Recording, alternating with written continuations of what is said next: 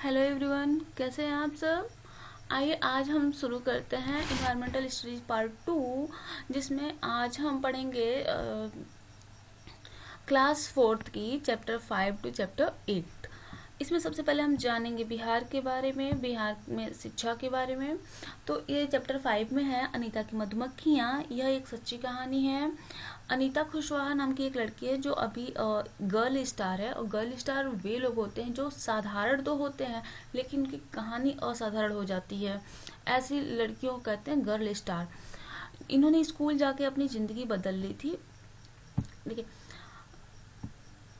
अनीता अनीता का जो घर है वह है बिहार के मुजफ्फरनगर जिले में। मुजफ्फरनगर जिले के बारे में हमें पता है कि यहाँ पर लीची का उत्पादन सबसे ज़्यादा होता है और 2019 में यह चर्चा का केंद्र बिंदु भी रहा था मुजफ्फरनगर लीची की वजह से। अच्छा, यहाँ शिक्षा का स्तर काफ़ी कम है, जबकि निशुल्क और अनिवार्य शिक्षा प्रत्येक बच्चे का अधिकार है। अब निशुल्क और अनिवार्य शिक्षा प्रत्येक बच्चे का अधिकार है या कहाँ कहा गया है, तो यह हमारे संविधान के भाग 3 में 21 का अनुच्छेद जो है उसमें कहा गया है कि प्रत्येक बच्चे को, जो 6 से 14 वर्ष के बच्चे हैं, उनको अनिवार्य शिक्षा मिलनी ही चाहिए जो निशुल्क होनी चाहिए। और उसी के आधार पर RTE act, right to education act 2009 में पारित हुआ। ठीक, अब आपको अगर आरटीई एक्ट के बारे में और भी ज़्यादा जानना है तो आप मेरी वीडियोस देख सकते हैं। राइट टू एजुकेशन एक्ट 2009, उसकी लिंक मैंने इसमें दे दी है। अगला देखिए, फिर मधुमक्खी पालन को कहते हैं एपीकल्चर। और मधुमक्खियों के जो अंडे देने का समय होता है वह होता है अक्टूबर से दिसंबर तक। तो अनीता ने अक्टूबर से दिसंबर तक मधुमक्खियाँ उसमें अंडे दे सकें, उनके ऐसे डिब्बे जो होते हैं, जो मधुमक्खी पालन के डिब्बे कहलाते हैं, उसको लिया सितंबर में और उसे लीची के बागों में लगा दिया। और इस तरह से उसमें मधुमक्खियों ने अंडे दिए, फिर उससे शहद का निर्माण किया। और इस तरह से जब फरवरी मार्च का महीना आया तो उससे अनीता को लाभ मिला। जो उन्होंने काफ़ी शहद इकट्ठा हो गया तो इससे उनको लाभ मिला। अब इसमें हम कुछ जान लेते हैं, कुछ मतलब जो महत्वपूर्ण चीज़ें हैं इस ईवीएस के इस चैप्टर में, क्योंकि एक कहानी की तरह से ये जो बताया जाता है ईवीएस के चैप्टर में, जो भी ईवीएस है उसमें कहानी की तरह से सब कुछ क्लियर किया गया है। तो हम उसमें जो इम्पॉर्टेंट चीज़ें हैं या जो उसमें नहीं बताई गई हैं और इम्पॉर्टेंट हो सकती हैं उनको हम जान लेते हैं। देखिए, पहला है मधुमक्खी के विष में पाया जाने वाला एसिड कौन सा है, तो मेथियोनिक एसिड या फॉर्मिक एसिड पाया जाता है मधुमक्खी के विष में। जब वो डंक मारते हैं ना तो उसमें पाया जाता है। और मधुमक्खियाँ फूलों को ढूंढने के लिए डांस करती हैं। जब वे कुछ मधुमक्खियाँ अगर गई कहीं और उन्होंने फूलों को ढूंढ लिया तो वे उसी दिशा की तरफ घूम के डांस करती हैं। और इस डांस से बाकी मधुमक्खियों को पता चल जाता है कि उनका जो स्थान है, ऐसे इनके डांस का शेप होता है। और इस डांस के शेप से वो डम्बल साइज मतलब शेप में डांस करती हैं। और इससे बाकी मधुमक्खियों को पता चल जाता है कि उनका जो पॉइंट है जहाँ उन्हें जाना है फूल लेने के लिए, फूल का रस लेने के लिए, वो कहाँ पर है। ठीक, मधुमक्खियाँ सामाजिक प्राणी होती हैं, अर्थात इनके कार्य बटे हुए हैं। एक रानी मक्खी, हर छत्ते में एक रानी मक्खी होती है। उसके बाद कुछ नर मधुमक्खी होते हैं और बाकी श्रमिक मधुमक्खियाँ होती हैं। श्रमिक मधुमक्खियों का काम होता है अंडे को सेने का काम। यह अंडे सेती हैं, साथ ही अंडे को खिलाने का काम, छत्ते बनाने का काम, शहद निर्माण का काम, फूलों का रस लाने का काम, ये सभी काम श्रमिक मधुमक्खियां करती हैं। रानी मक्खी का सिर्फ एक काम होता है, अंडे देने का काम। नर मधुमक्खी का कोई भी काम नहीं होता है, यह सिर्फ रिप्रोडक्शन के टाइम हेल्प करता है, बाकी इसका कोई भी काम नहीं होता है। अच्छा, अगला हम नेक्स्ट देख लेते हैं क्या है। और यहाँ तक कंप्लीट हो गया मधुमक्खी का, अनीता की मधुमक्खियाँ। अच्छा, मधुमक्खियों के बारे में एक बात और हम जान लेते हैं। जब हमें काटती हैं ना तो उनके काटने के बाद मधुमक्खियाँ मर जाती हैं, क्योंकि उनका डंक जहाँ उन्होंने काटा होता है वहीं टूट जाता है। ऐसा इसलिए होता है ताकि उससे जो गंध निकले उसे बाकी मधुमक्खियाँ सचेत हो सकें और वे जान सकें कि हाँ, हमारे आसपास कोई खतरा है। इसलिए जब भी मधुमक्खियाँ काटती हैं तो अपना डंक उसमें तोड़ देती हैं और खुद भले ही मर जाती हैं। अगला हम देख लेते हैं, अगला चैप्टर, चैप्टर नंबर 6, और यह है ओमना का सफ़र। ओमना है ओमना की माता जी जो हैं वह हैं जॉन की केरल की, और ओमना के पिता हैं गुजरात के। तो यह कहानी शुरू होती है गुजरात से, और गुजरात से पहुंचती है, इसमें 3 चैप्टर्स लिए गए हैं, 6, 7 और 8। तीनों चैप्टर एक कहानी बताते हैं कि गुजरात से केरल तक के सफ़र के बारे में बताते हैं। हम मैप में देख लेते हैं गुजरात कहाँ है। यह देखिए, ये है गुजरात, सीधे समुद्र के किनारे है, अरब सागर के साइड में। और उसके बाद ये है केरल, जो एक ऊर्ध्वाधर लंबाई में है।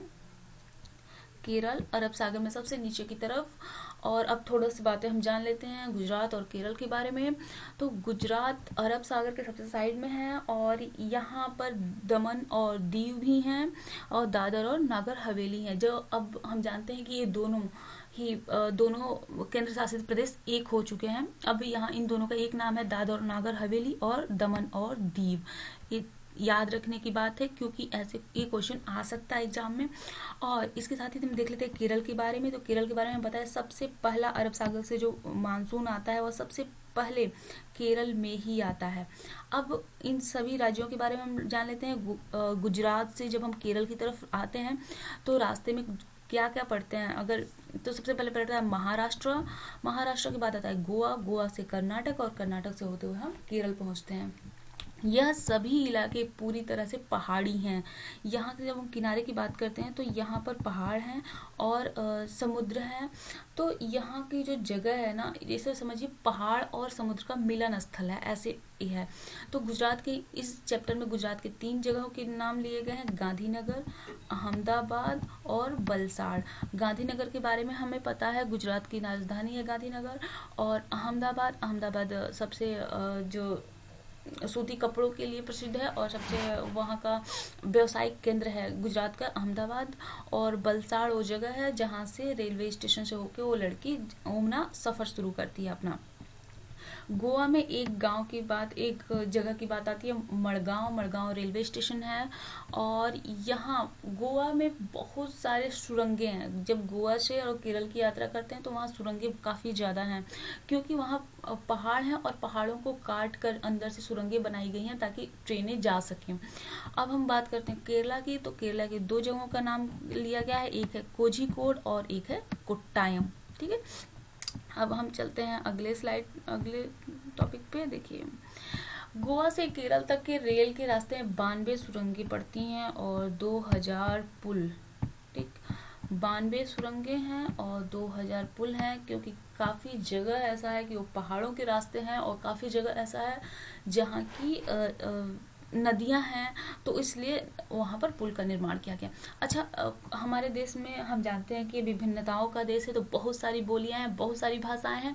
तो हमारे देश में जो सबसे ज़्यादा बोली जाने, जो अलग अलग राज्यों में जो बोली जाने वाली भाषाएं हैं, 22 भाषाएं हम बोलते हैं, उसमें जो मलयालम है वह बोली जाती है केरल में। और केरल में जो नानी हमारी, मतलब केरल में नानी को बोलते हैं अम्मू माँ, मतलब अम्मा की माँ, अम्मू माँ, ये हम नानी को बोलते हैं। और वली अम्मा बोलते हैं हम बड़ी मौसी को, जो हम जिन्हें हम अपनी बड़ी मौसी बोलते हैं ना, उनको हम अगर मलयालम में बोलते हैं तो हम वली अम्मा बोलते हैं।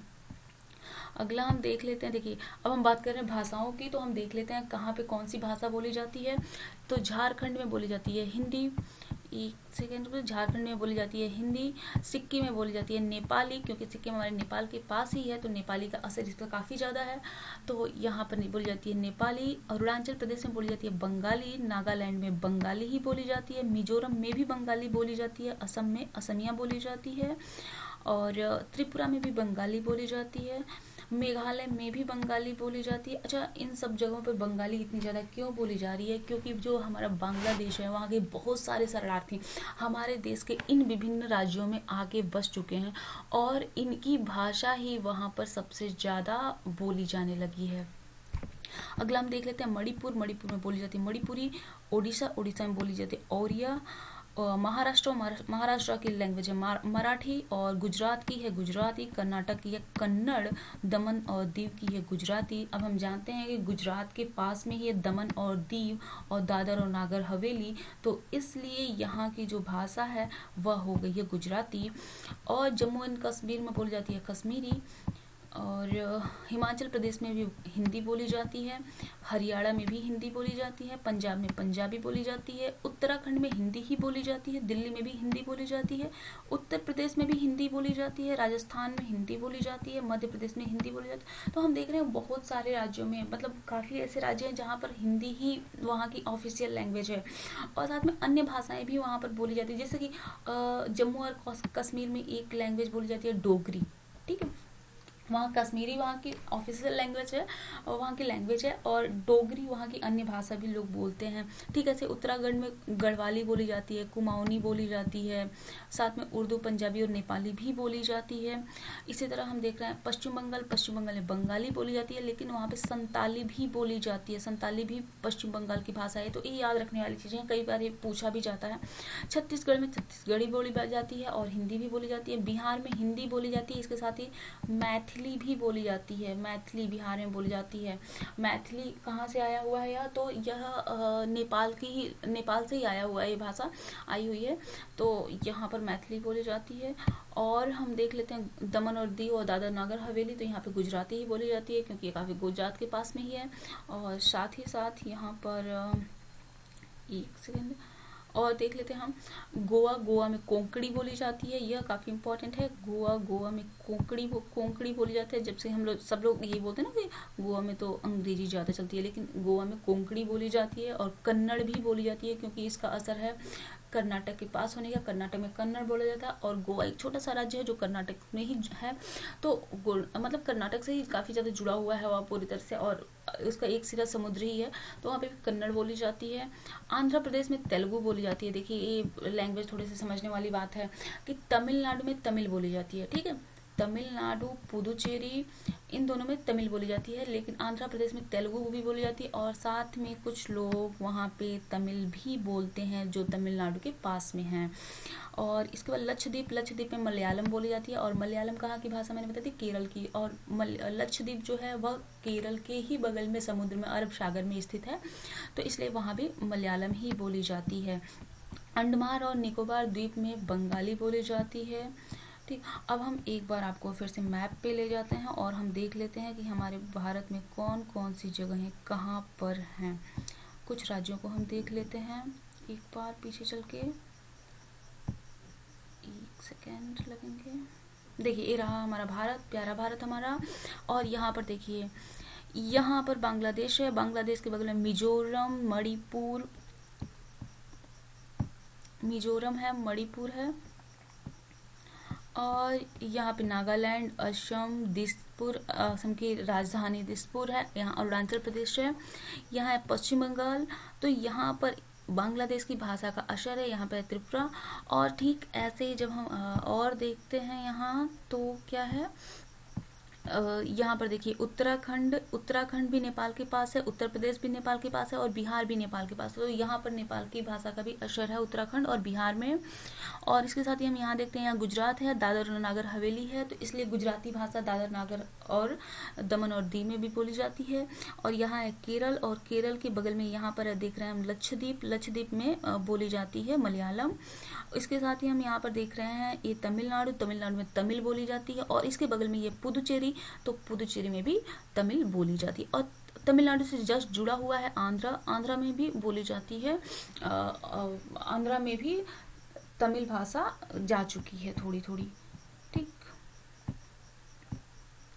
अब हम आते हैं अपने नेक्स्ट चैप्टर पे। अगला इनका लास्ट चैप्टर है 8th चैप्टर। इसमें जो ओमना है वो नानी के घर पहुंच जाती है, तो केरल में वो पहुंच चुकी है। तो केरल के बारे में हमने देखा कि केरल कहाँ है, समुद्र के अरब सागर के बिल्कुल पास में है, वहाँ से जुड़ा हुआ है। और साथ ही वहाँ पहाड़ हैं, नदियाँ हैं भी काफ़ी ज़्यादा हैं। तो वहाँ पर एक गाँव से दूसरे गाँव में जाने के लिए नावों का इस्तेमाल किया जाता है। और केरल में एक त्यौहार होता है ओणम त्यौहार में नावों के खेल होते हैं, बहुत सारी प्रतियोगिताएं होती हैं। नेहरू नाव प्रतियोगिता भी वहाँ पे होती है, जिसमें कि नावें चलाई जाती हैं और वहाँ विभिन्न प्रकार की नावें होती हैं। उसमें से एक नाव है फेरी, जो कि इंजन से चलती है, ठीक, और एक जगह से दूसरी जगह ले जाती है। अब हम थोड़ा सा केरल के नाम के बारे में जान लेते हैं। तो केरल का जो पुराना नाम है, जो नाम की उत्पत्ति हुई, वह चेरलम से हुई। चेर का मतलब है कीचड़ और अलम का मतलब है प्रदेश। तो ऐसी जगह जो समुद्र से निकला हुआ है उसे हम कहते हैं केरल, केरलम, चेरलम या केरल, ठीक है। इसको मालाबार के नाम से भी कहा गया था, ठीक। अब हम एक गई है ओमनाथ, जो गई तो अपने केरल जा रही है, तो वह ट्रेन से जा रही है। तो ट्रेन में जो सबसे इम्पोर्टेंट चीज़ होती है वह होती है ट्रेन का टिकट। इसके बिना आप ट्रेन की यात्रा नहीं कर सकते। तो ट्रेन के टिकट में क्या क्या इंपॉर्टेंट चीज़ें लिखी होती हैं हम उसको जान लेते हैं। तो सबसे पहले लिखा होता है पीएनआर नंबर। पीएनआर नंबर का मतलब होता है पैसेंजर नेम रिकॉर्ड। जैसे ही आप ट्रेन में सफ़र करते हैं तो आपको पीएनआर नंबर मिलता है। जब आप टिकट लेते हैं तो उसमें आपका पूरा डिटेल लिखा होता है। आप कभी रेलवे स्टेशन पे जब जाते हैं, वेटिंग रूम में जाते हैं, तो वहाँ पे जो गार्ड बैठा हो आपसे ट्रेन का पीएनआर नंबर लिखने को बोलते हैं। उस पीएनआर नंबर लिखने का मतलब होता है कि अपना पूरा डिटेल लिख दे रहे हैं उसमें। इसके बाद लिखा होता है गाड़ी का नंबर, और उसके बाद डेट लिखा होता है कि आप कब यात्रा शुरू कर रहे हैं, आपकी यात्रा कितने किलोमीटर की है, और आपके में आप वयस्क हैं, बच्चे हैं, कितने लोग हैं आपके साथ, और इसके साथ ही आपकी यात्रा कहाँ से कहाँ तक है। और यह भी होता है कि आप किस कोच में जा रहे हैं, आपका सीट नंबर क्या है, बर्थ क्या है, आपकी जेंडर क्या है, आपकी एज क्या है, यात्रा के अधिकार पत्र मतलब आपके पास आपने आईडी कार्ड कौन सा दिया है। साथ ही रियायत कंसेशन मिलता है, अगर 60 प्लस एज है आपकी तो कंसेशन भी मिलता है ऐसे लोगों को। तो क्या यह कंसेशन आपने लिया है या नहीं लिया है, उसके साथ ही आपने पेमेंट कैसे की है, बाई आपने कैश दिया है या फिर ट्रांजैक्शन किया है तो ये सारी चीज़ें उसमें लिखी होती हैं। इस तरह से हमारा ये चैप्टर कंप्लीट हो गया, 5 to 8 चैप्टर।